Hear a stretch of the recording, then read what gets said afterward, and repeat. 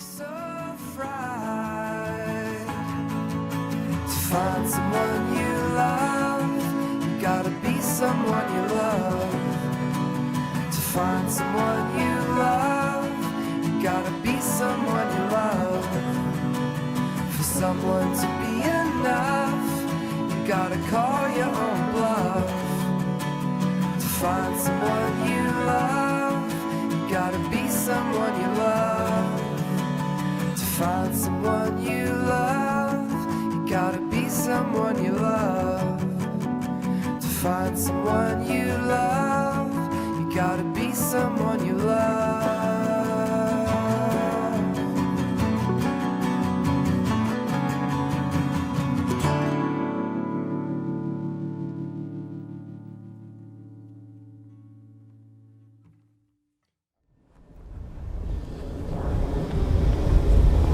And it's always so hard to record outside. I hear construction off in the distance and an airplane and someone working on something. Traffic and people. Are you serious? Like, I just can't get away from these sounds. But it's better to be outside and walking when I try to talk about stuff. Just when my body is moving and I'm active, it seems like my head's more clear. It's easier to explain things. So in the last couple episodes, I've been talking about this relationship that I was in, or I was trying to be in, I guess is a more accurate way to put it. It didn't last very long and it didn't end very well. And I mean, I guess if you have to put hard labels on things, you know, it was probably a mistake. You know, it kind of shook up my life, shook up her life, shook up some various people's lives, caused some rifts, made some problems. And I guess I wouldn't recommend, you know, going out of your way to, you know, shake up everyone's lives like this, but, you know, I didn't think I was. I didn't mean to. That's the wrong way to put it. I did mean to, but I thought it was the right path to go down. So I guess I wouldn't recommend that, but these things happen, you know. Weird paths in life happen. Mistakes happen. Strange decisions happen.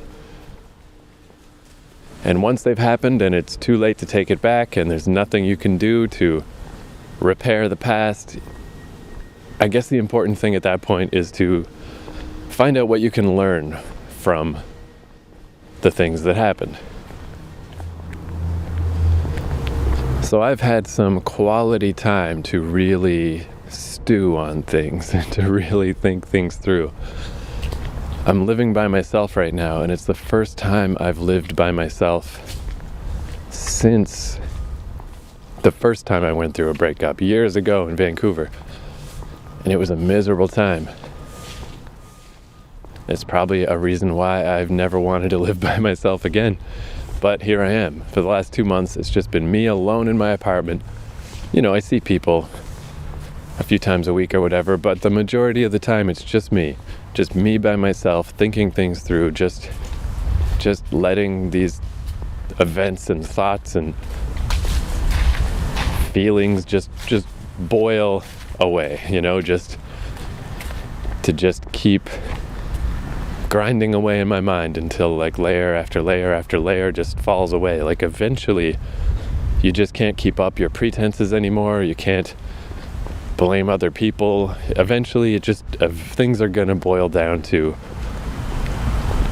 some version of the truth.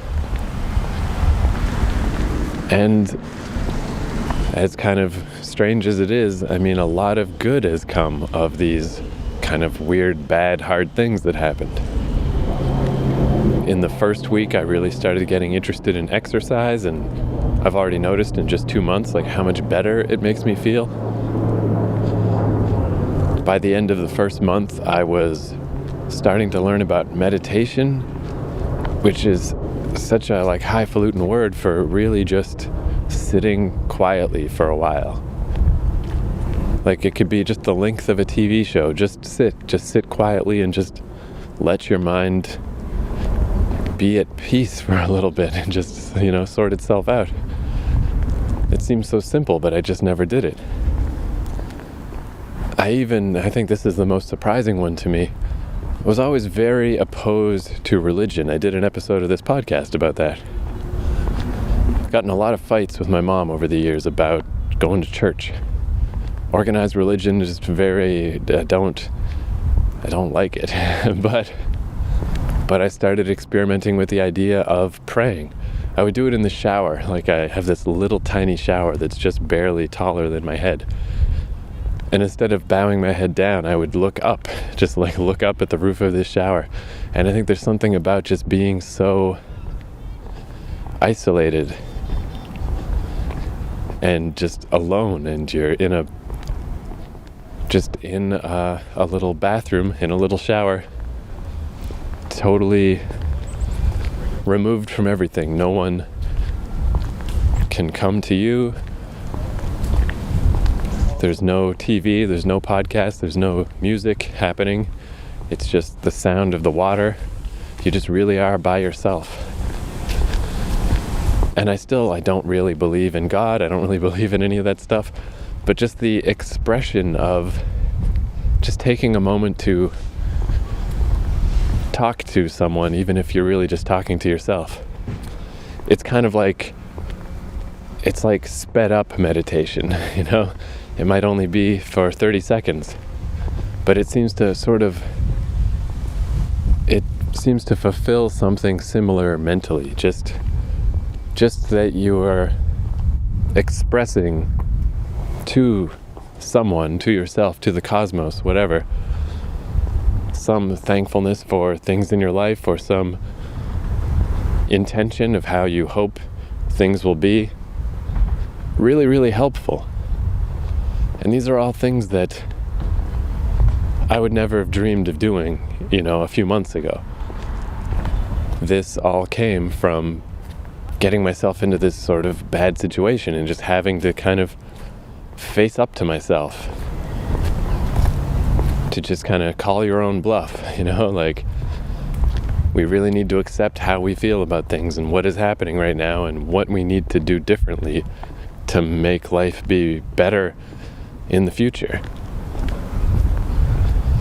And it just breaks down these walls of like, oh, well, I can't do this and I can't do that. And it's like, well, maybe I can. Maybe the stuff that I thought before wasn't working and it's time to change. And a lot of these things were still, there were two sides to it. It's like, okay, yes, this behavior of mine was bad, but it led to this thing that could be good. This action was irresponsible, but it led to this result that had some positive benefits. Sort of a balance. So it took 2 months before enough kind of layers had been stripped down in my sort of self-concept, in my image of myself in my mind, to really get to a point where I found a layer that there are not two sides of. Where I finally found a part that was just a problem. And I had no pretenses to fall back on. I had no explanations that I could justify it with. Wow. It's like I'm walking through a sawmill. Like, how many people in this neighborhood, 3 p.m, are sawing up wood? It's ridiculous. So the real problem I came up against, that I really came face to face with when I was thinking through stuff that happened and how I ended up where I am now and why things didn't work out between me and this girl, maybe even why I started making moves romantically toward this girl.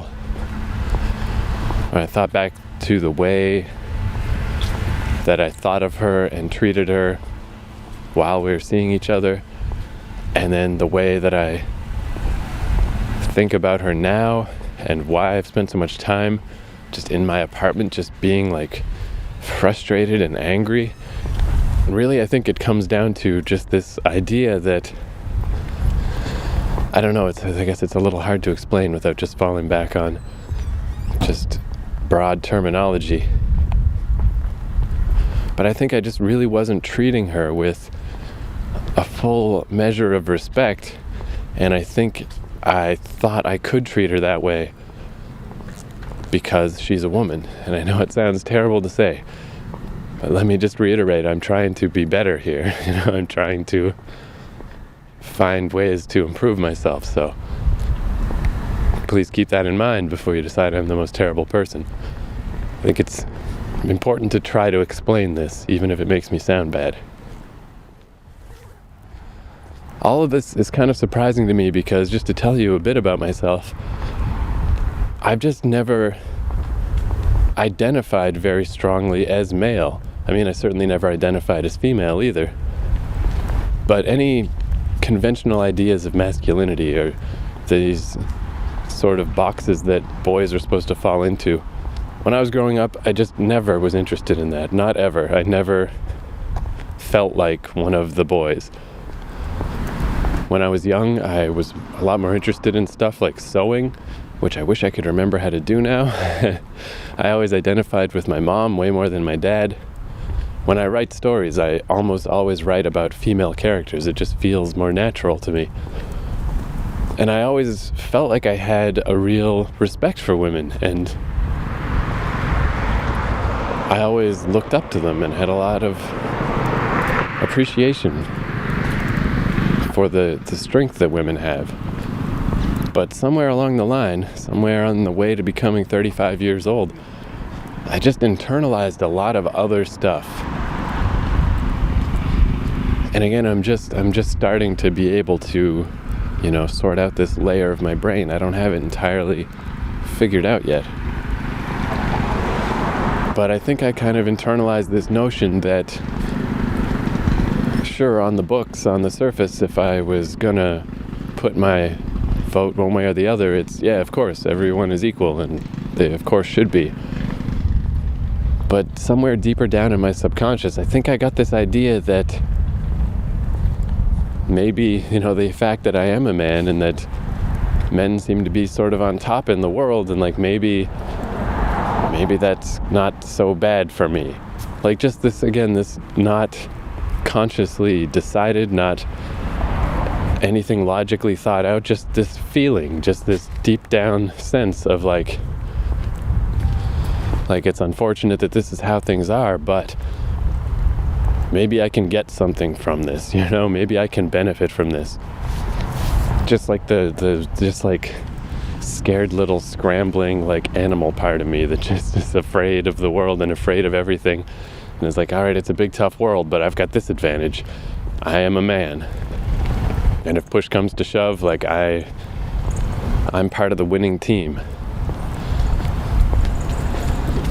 And I think that idea just hung around long enough and was just underneath the things that I was doing all the time and thinking all the time, and just not directly examined for long enough that it just started permeating things more and more.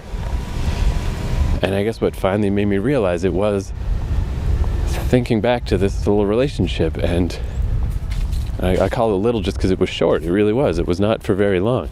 And in that short amount of time, I already was just becoming very possessive, and if you can't see me, I'm upset now. And then when she left, it's like, how could you leave me? How are you allowed to do this? All these, again, feelings that I don't know if I was even thinking of on that level. Just these feelings deep down in me that just kept me feeling like I'd been wronged on some deep, fundamental level. And yeah, I guess just after 2 months, after a sixth of a year of just my mind just vacillating constantly, and I'd feel okay some days, and I made some progress with exercise and meditation and stuff. It was still just fighting a battle that I was never going to win, because there was something else deeper underneath, some underlying problem that I wasn't addressing. And when it occurred to me that maybe I was just harboring misogyny that I didn't understand was as deep as it is, I feel like this is, again, like I said, this was suddenly I couldn't find another side to this.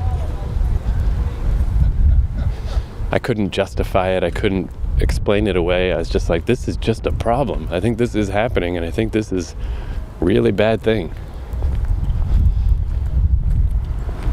And like I was saying, it was like hard to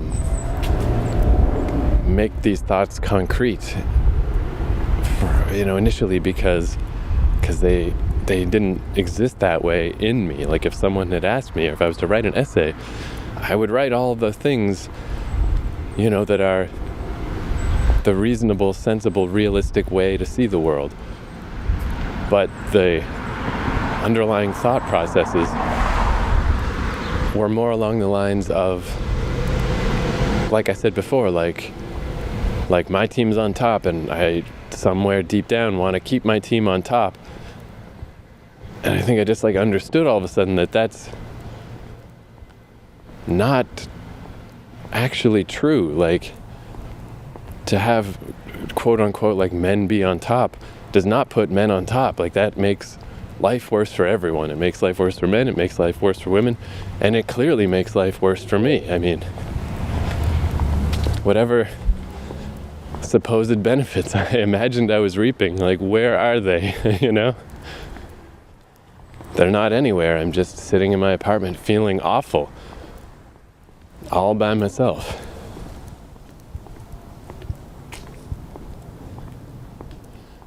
And I would always see, anytime, I spend a lot of time on just YouTube watching people give talks and listening to podcasts, and it would be one of these things where whenever stuff about feminism or women's rights would come up, I would just kind of shy away. I would just feel vaguely uncomfortable. I don't know if I want to listen to this, because again, I think it's I don't want this to interfere with this internal mental structure that I've built up. I don't want it to be assaulted. I don't want it to be broken down.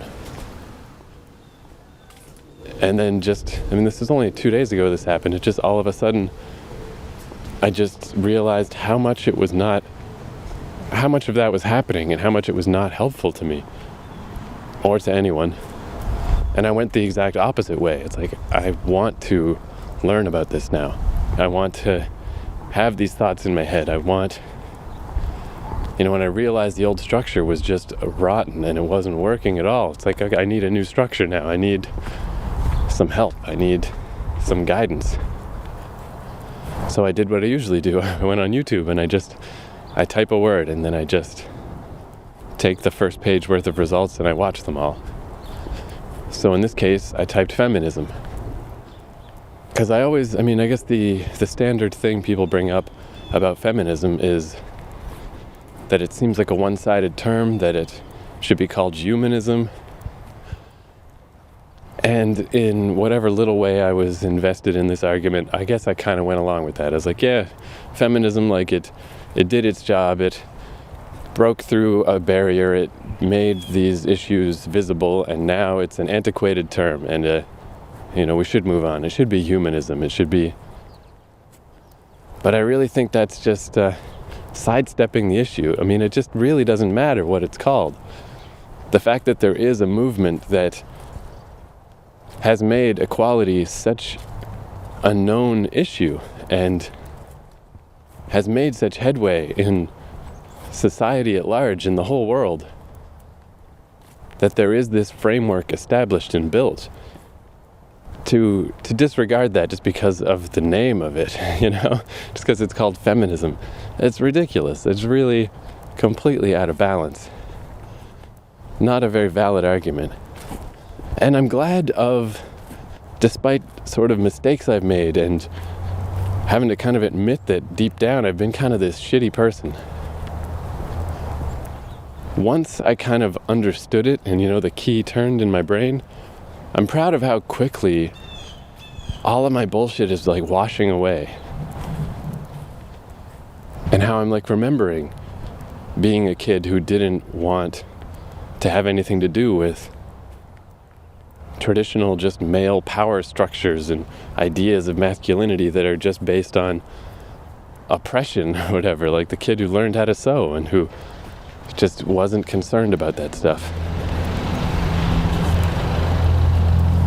So I think I've probably got a bit of a path ahead of me to sort of try to reprogram my brain and my sort of underlying assumptions about the world and my presumptions about like how relationships should work or who should be in which position. And I'm really finding like porn and masturbation is extremely tangled up, because I don't want to just like, oh, I guess I better just stop watching porn, or I just better just stop masturbating. Like, I don't want to equate masturbating, which is fine, with like being bad. But some of this porn on the internet, it's bad. It's real bad. So I'm kind of trying to walk the line there where I don't want to just flagellate myself. Oh, you're a bad boy. I just want to learn how to find healthier expressions of sexuality, you know, and healthier thought processes. I think that's part of why I would always balk a little at the very idea of like feminism is, again, like I said, it's like, sure, on paper, here's all the things that I agree with, but there'd always be that like lizard brain in the back of my head that thinks like, yeah, of course you understand this is how things should be and this is how a society should work. But what are you like really? Like, I would think of like the holodeck in Star Trek where they can just make whatever situation be real. And I was thinking, like, if you had a holodeck and it was all just not real people and not a real situation, it's just a virtual reality thing that was invented. And if no one knew what you were doing in there, what would you do? You know, how would you really be? Would you be some kind, considerate person? Or would you just be terrible, you know? Would the worst porn on the internet just be the way you would be? And I think having that thought in my head just would really trip me up and really stop me from exploring these things and like stop me from being able to just be proud of myself. Like, can I really just be friends with women? Can I really just see everyone on the same level when somewhere deep down in the back of my mind I've just got all these really awful, repressive, like abusive fantasies and stuff? But like I was saying, like once this kind of key turned in my brain, I think I did have a lot of stuff I had learned and resources kind of waiting to help me that just couldn't get in yet. Like the idea that abusive sex and abusive porn is just about power. Like, I always heard that, and I don't think I really understood it. You know, rape isn't about sex, it's about power, people would always say. And I'd be like, I don't know if that's true. It seems a bit like it's about sex, because it's about your dick, you know, it's about fucking. But that seems much more obvious to me now. It's like, yeah, your wires are crossed, and that your sexual feelings are involved, but it's like they've just been like co-opted and kind of corrupted by, yeah, like these feelings of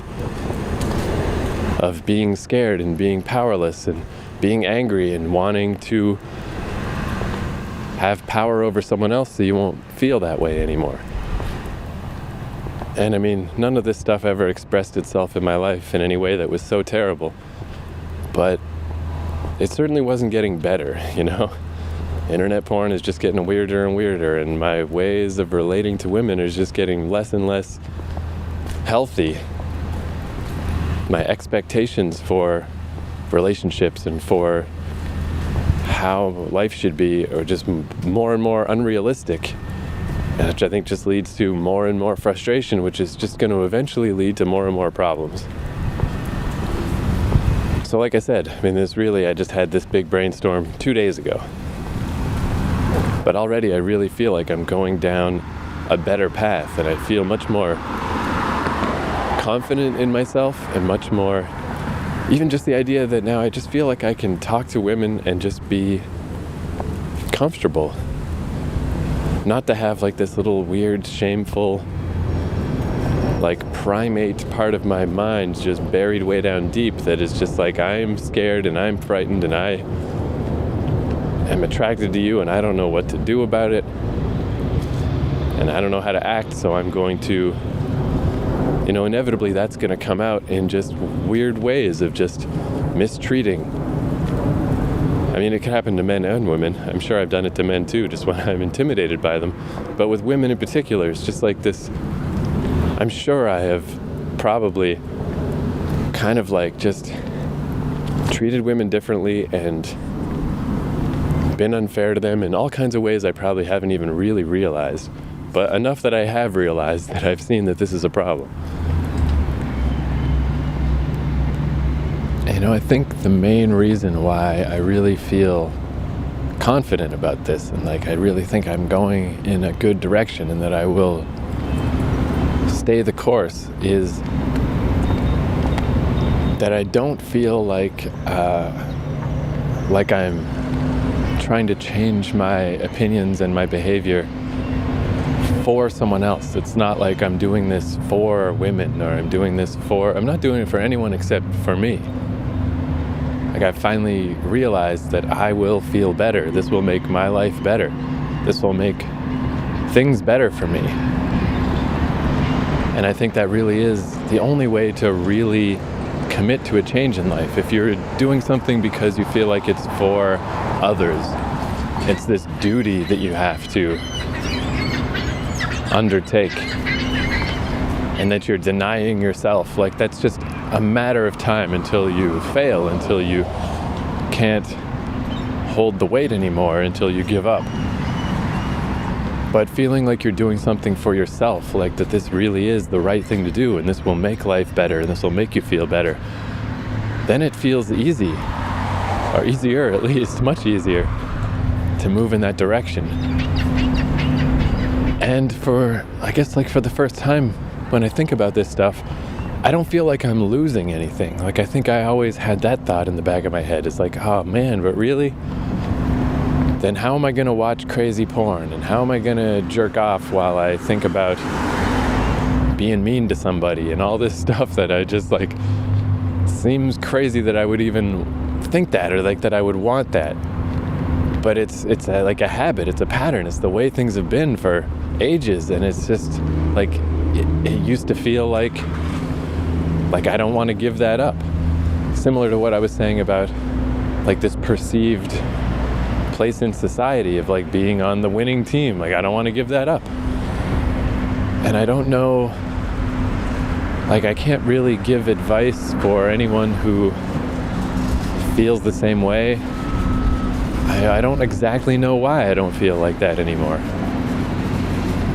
I think it just was, you just have to be at the right place in your life. You just have to spend long enough just feeling a certain way until you realize like this isn't working. This isn't working anymore. I'm not giving anything up. I'm gaining by changing. All these things that seemed like weird comforts that I would fall back on, despite their clear unhealthiness. Like they don't feel that way anymore. And yeah, I don't have any magic solution. I don't know why. I mean, I'm 35 years old before I've started to feel like this, before I've started to get my head on straight. So I wish I had a better explanation. But maybe just explaining, even just like this weird kind of confused way that I'm trying to explain stuff, maybe it'll be helpful to someone. So again, I guess like I said at the start, I don't recommend shaking up people's lives and going around half-cocked with your weird plans that just end up kind of causing a lot of pain to people. I don't recommend that, but if it happens, and I mean it probably will eventually, everybody fucks up, don't let it go to waste, really focus on what, like while you're hurting is the best time to be able to really, you can really focus on things in a way that you just won't otherwise. Because it feels like survival. It's like I need to figure this out because I can't keep feeling like this. And sometimes the things you can learn, I mean, it's amazing the amount of things I've learned from these weird mistakes that I've made. And when I say mistakes, I mean, I don't mean to suggest that trying to date this girl was a mistake, because that wasn't.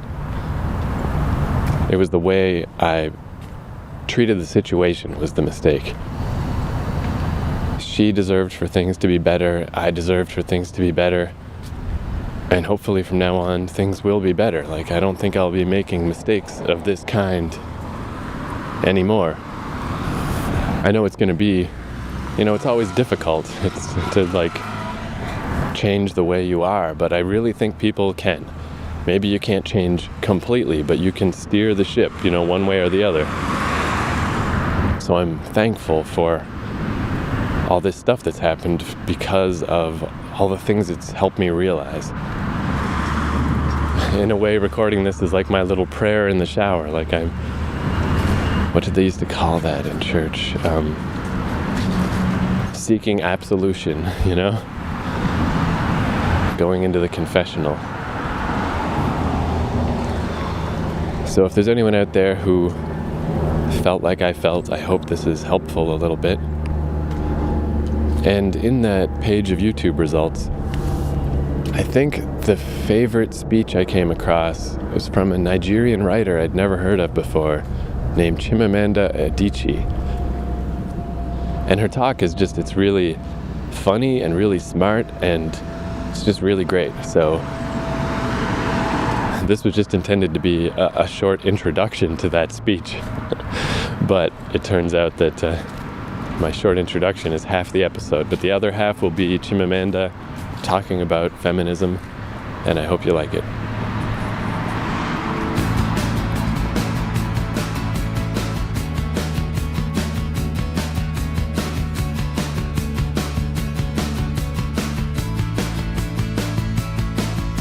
The world's locked up in your head.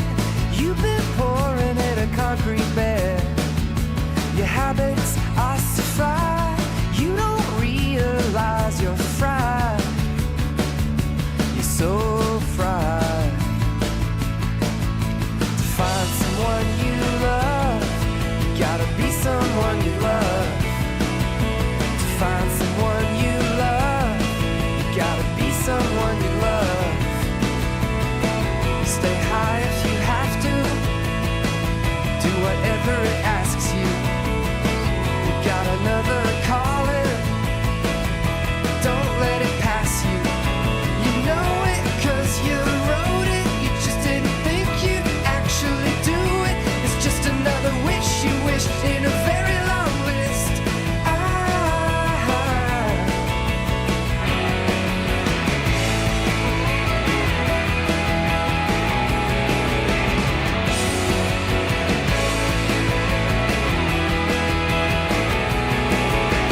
Find someone you love. You gotta be someone you love. To find someone you love, you gotta call your own bluff.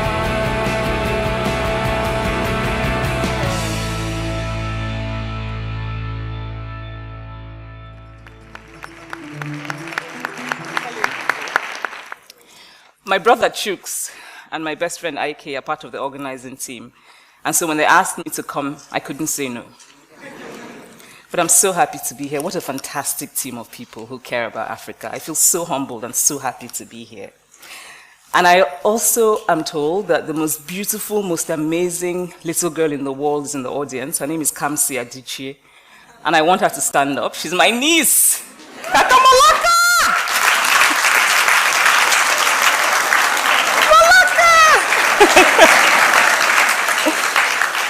So I would like to start by telling you about one of my greatest friends, Okoloma Madwewesi.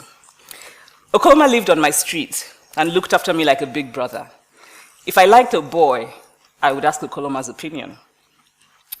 Okoloma died in the notorious Sosoliso plane crash in Nigeria in December of 2005, almost exactly 7 years ago. Okoloma was a person I could argue with, laugh with, and truly talk to. He was also the first person to call me a feminist. I was about 14. We were in his house, arguing, both of us bristling with half-baked knowledge from books that we had read. I don't remember what this particular argument was about. But I remember that as I argued and argued, Okoloma looked at me and said, "You know, you're a feminist." It was not a compliment. I could tell from his tone, the same tone that you would use to say something like, "You're a supporter of terrorism." I did not know exactly what this word feminist meant, and I did not want Okoloma to know that I did not know. So I brushed it aside and I continued to argue. And the first thing I planned to do when I got home was to look up the word feminist in the dictionary. Now, fast forward to some years later. I wrote a novel about a man who, among other things, beats his wife and whose story doesn't end very well. While I was promoting the novel in Nigeria, a journalist, a nice, well-meaning man, told me he wanted to advise me. And for the Nigerians here, I'm sure we're all familiar with how quick our people are to give unsolicited advice.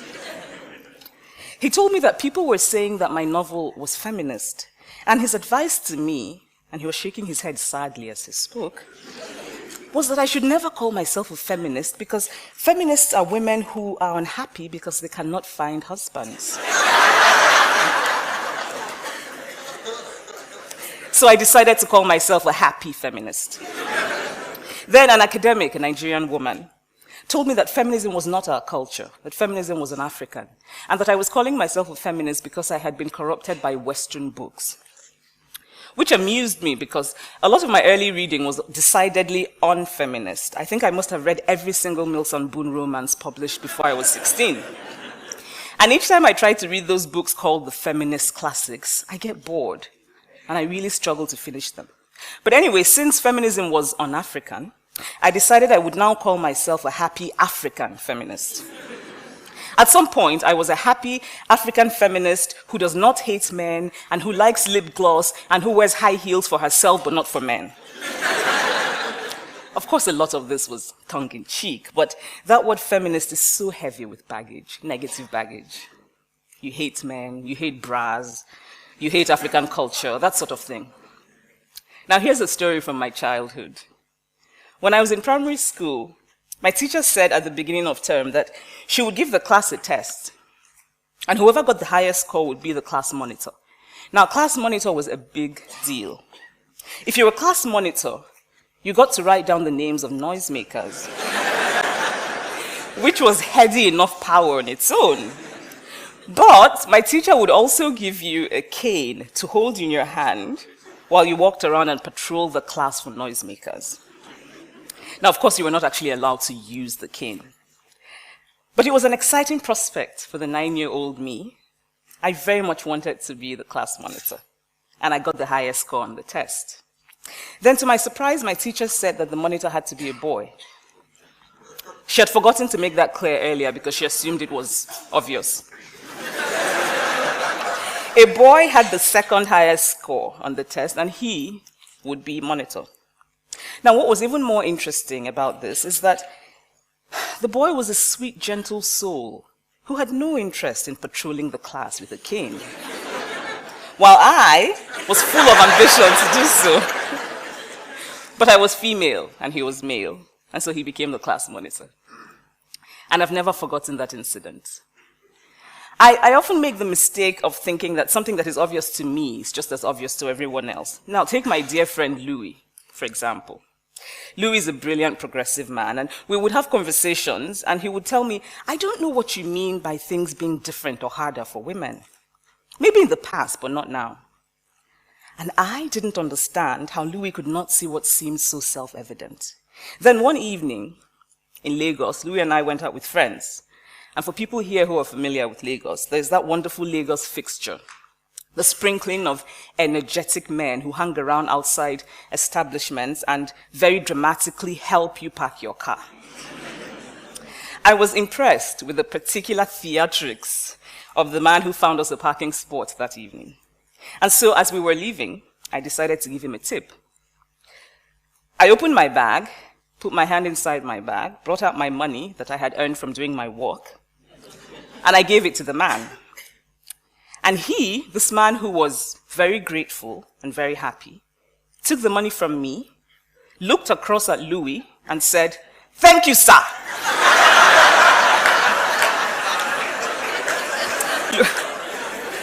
Louis looked at me, surprised, and asked, Why is he thanking me? I didn't give him the money. Then I saw realization dawn on Louis's face. The man believed that whatever money I had ultimately come from Louis, because Louis is a man.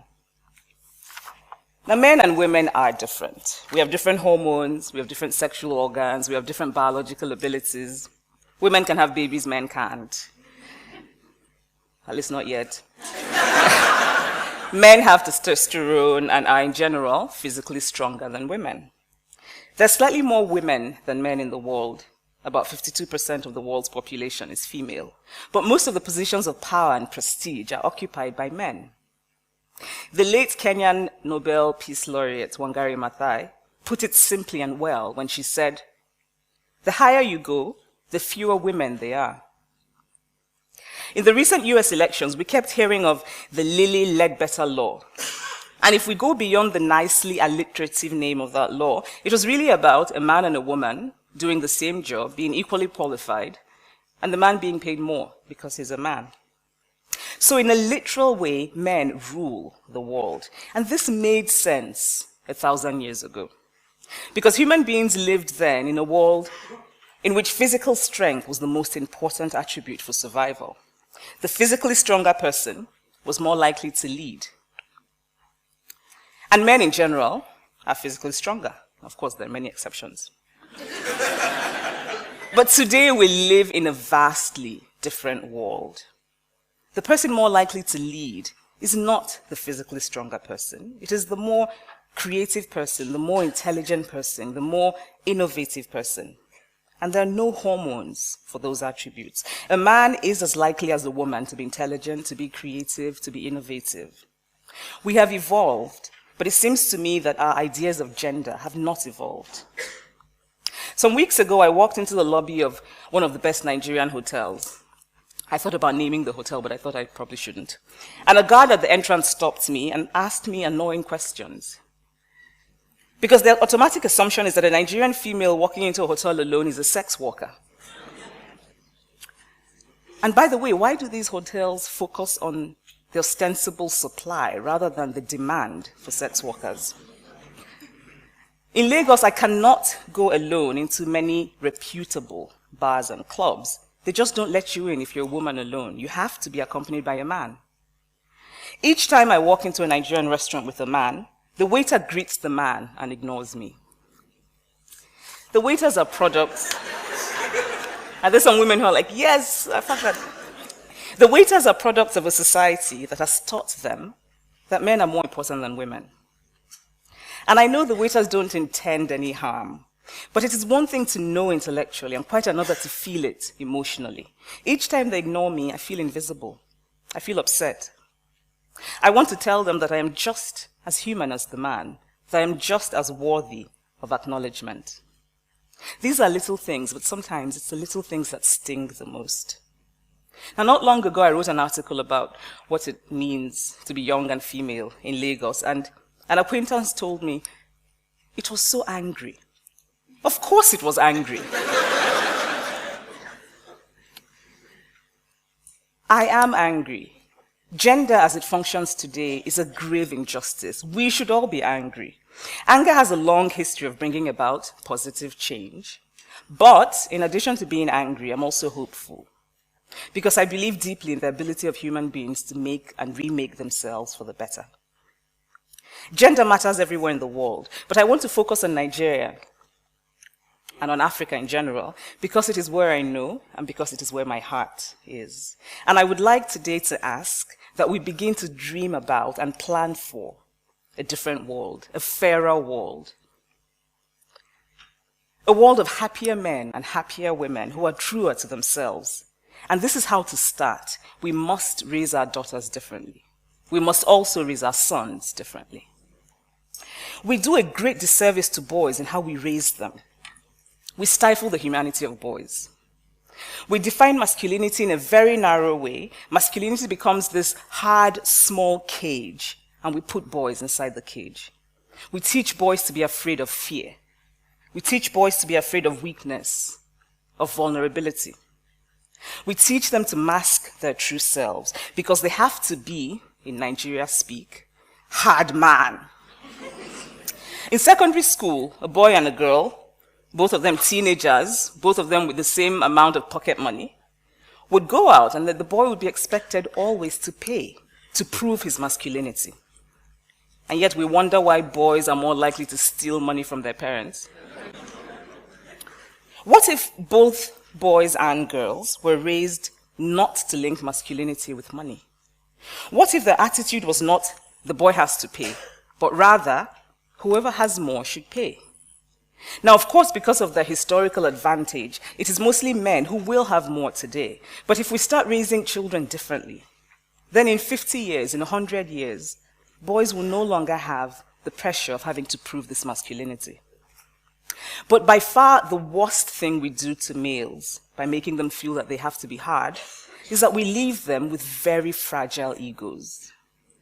The more hard man a man feels compelled to be, the weaker his ego is.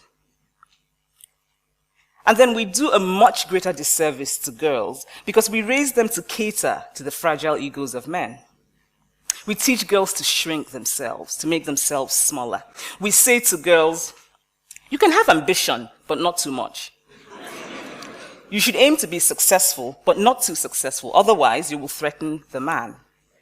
If you are the breadwinner in your relationship with a man, you have to pretend that you're not, especially in public. Otherwise, you will emasculate him. But what if we question the premise itself? Why should a woman's success be a threat to a man? What if we decide to simply dispose of that word? And I don't think there's an English word I dislike more than emasculation. A Nigerian acquaintance once asked me if I was worried that men would be intimidated by me. I was not worried at all. In fact, it had not occurred to me to be worried because a man who will be intimidated by me is exactly the kind of man I would have no interest in.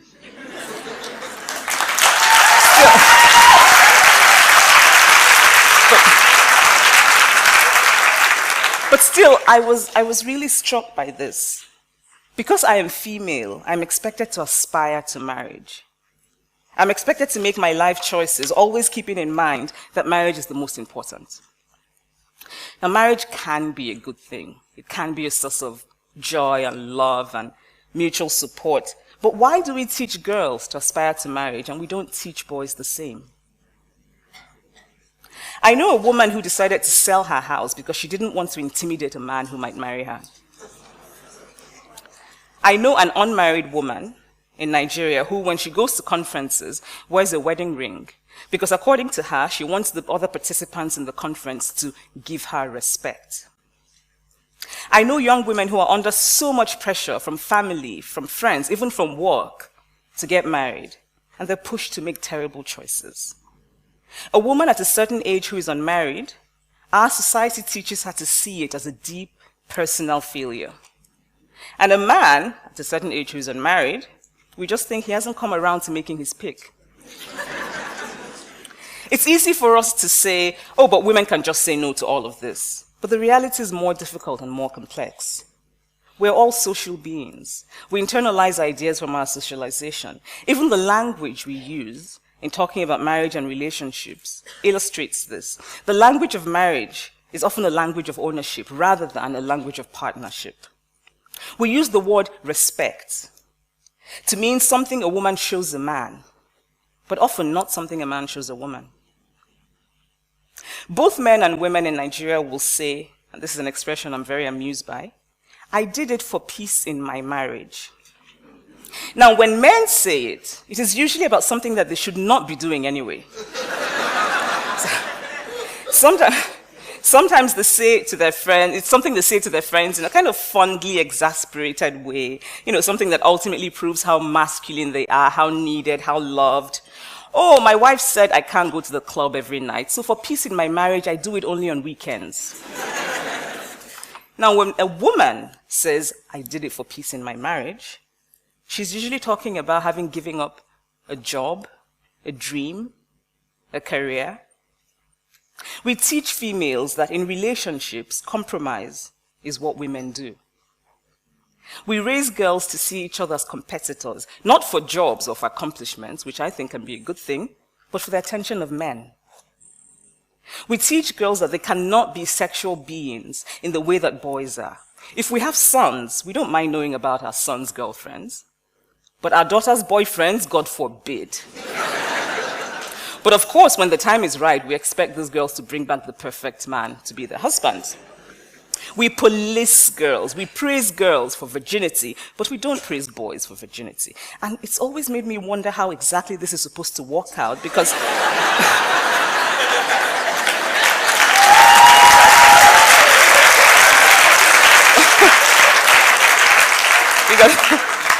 the loss of virginity is usually a process that involves people.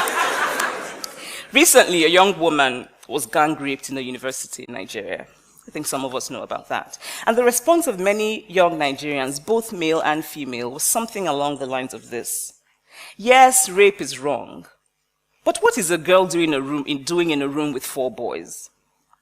Now, if we can forget the horrible inhumanity of that response, these Nigerians have been raised to think of women as inherently guilty.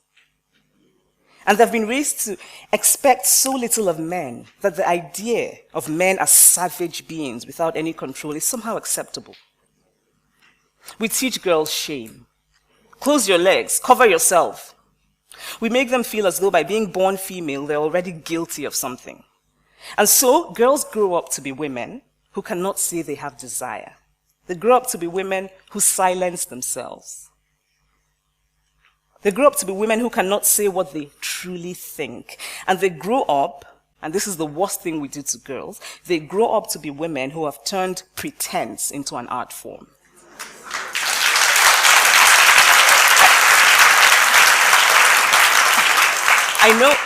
I know a woman who hates domestic work. She just hates it. But she pretends that she likes it.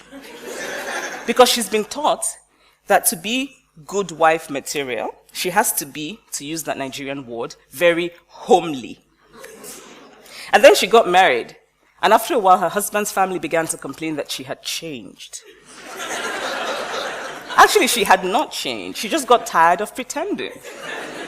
The problem with gender is that it prescribes how we should be, rather than recognizing how we are. Now imagine how much happier we would be, how much freer to be our true individual selves if we didn't have the weight of gender expectations. Boys and girls are undeniably different, biologically, but socialization exaggerates the differences, and then it becomes a self-fulfilling process. Now take cooking, for example. Today, women in general are more likely to do the housework than men, the cooking and cleaning. But why is that? Is it because women are born with a cooking gene? Or because over years they have been socialized to see cooking as their role? Actually, I was going to say that maybe women are born with a cooking gene, until I remembered that the majority of the famous cooks in the world, who we give the fancy title of chefs, are men. I used to look at my grandmother, who was a brilliant, brilliant woman, and wonder how she would have been if she had the same opportunities as men when she was growing up. Now today, there are many more opportunities for women than there were during my grandmother's time, because of changes in policy, changes in law, all of which are very important. But what matters even more is our attitude, our mindset, what we believe and what we value about gender. What if, in raising children, we focus on ability instead of gender? What if in raising children, we focus on interest instead of gender? I know a family who have a son and a daughter, both of whom are brilliant at school, who are wonderful, lovely children. When the boy is hungry, the parents say to the girl, "Go and cook Indomie noodles for your brother." Now, the girl doesn't particularly like to cook Indomie noodles, but she's a girl, and so she has to. Now, what if the parents, from the beginning, taught both the boy and the girl to cook Indomie? Cooking, by the way, is a very useful skill for a boy to have. I've never thought it made sense to leave such a crucial thing, the ability to nourish oneself, in the hands of others.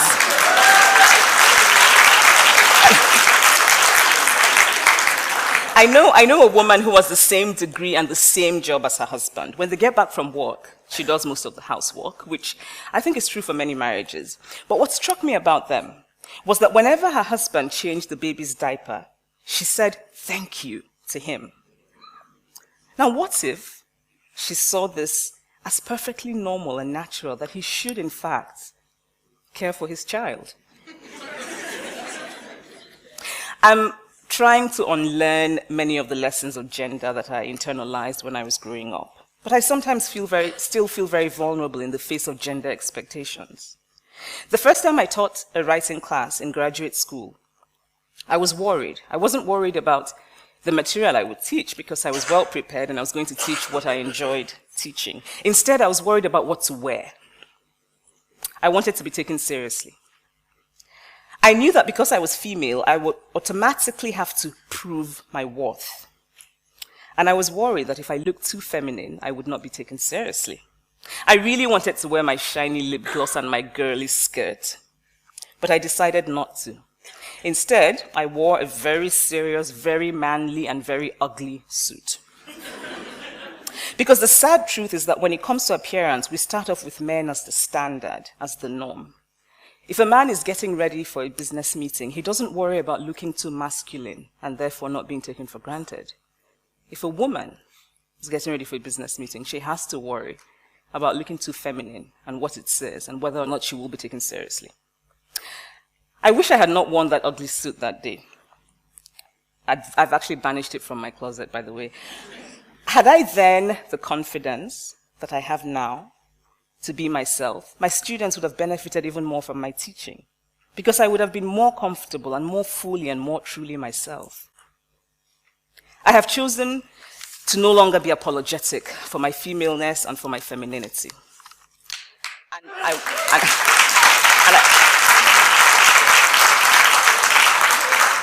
And I want to be respected in all of my femaleness because I deserve to be.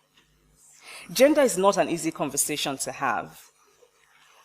For both men and women, to bring up gender is sometimes to encounter an almost immediate resistance. I can imagine some people here actually thinking, women too do serve. Some of the men here might be thinking, okay, all of this is interesting, but I don't think like that. And that is part of the problem. That many men do not actively think about gender or notice gender is part of the problem of gender. That many men say, like my friend Louis, that everything is fine now. And that many men do nothing to change it. If you are a man and you walk into a restaurant with a woman and the waiter greets only you, does it occur to you to ask the waiter, why haven't you greeted her?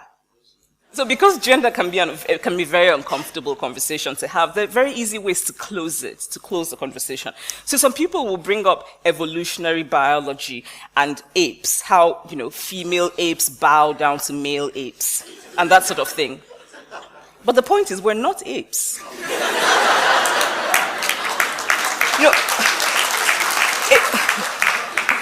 Apes also live on trees and have earthworms for breakfast, and we don't. Some people will say, well, poor men also have a hard time. And this is true.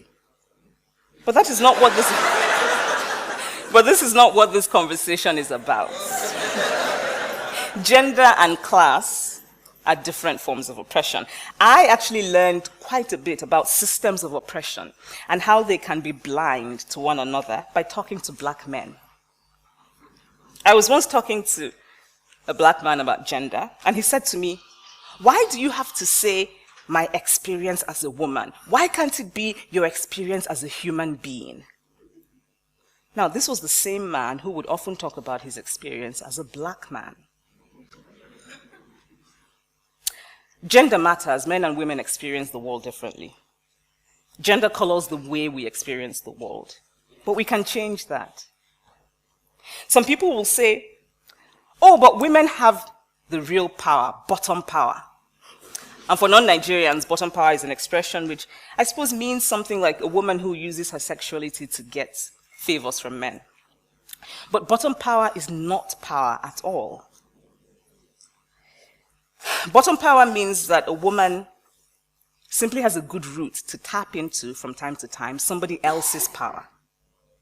And then, of course, we have to wonder what happens when that somebody else is in a bad mood, or sick, or impotent. So, some people will say that a woman being subordinate to a man is our culture. But culture is constantly changing. I have beautiful twin nieces who are 15 and live in Lagos. If they had been born 100 years ago, they would have been taken away and killed. Because it was our culture, it was Igbo culture to kill twins. So what is the point of culture? I mean, there's the decorative, the dancing, but also culture really is about preservation and continuity of a people. In my family, I am the child who is most interested in the story of who we are, in our traditions, in the knowledge of ancestral lands. My brothers are not as interested as I am, but I cannot participate. I cannot go to Munnan meetings. I cannot have a say because I am female. Culture does not make people. People make culture.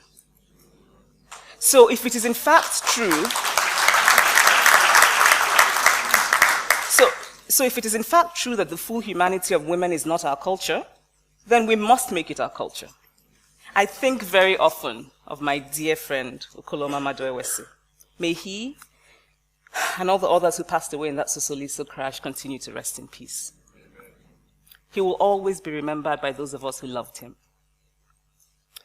And he was right that day many years ago when he called me a feminist. I am a feminist. And when I looked up the word in the dictionary that day, this is what it said. Feminist, a person who believes in the social, political, and economic equality of the sexes. My great-grandmother, from the stories I've heard, was a feminist. She ran away from the house of the man she did not want to marry and ended up marrying the man of her choice. She refused, she protested, she spoke up whenever she felt she was being deprived of access, of land, that sort of thing. My great-grandmother did not know that word feminist, but it doesn't mean that she wasn't one. More of us should reclaim that word. My own definition of feminist is, a feminist is a man or a woman who says,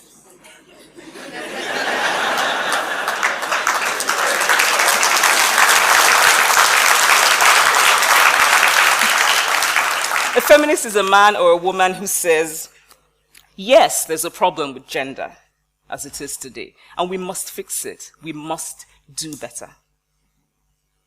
The best feminist I know is my brother, Kene. He's also a kind, good-looking, lovely man, and he's very masculine. Thank you.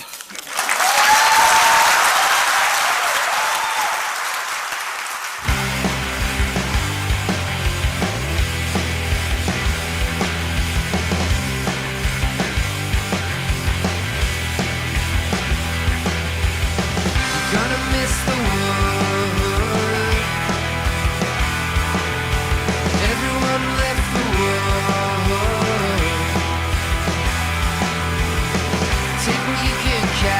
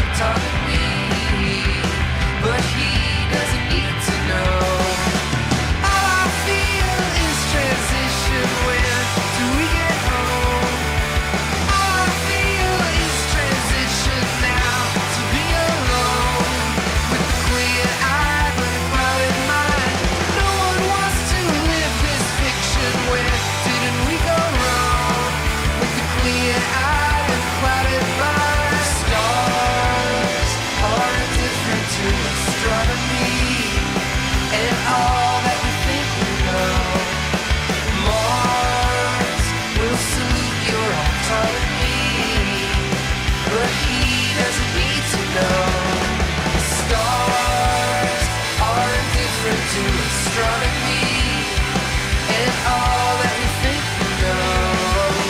Mars will salute your autonomy, but he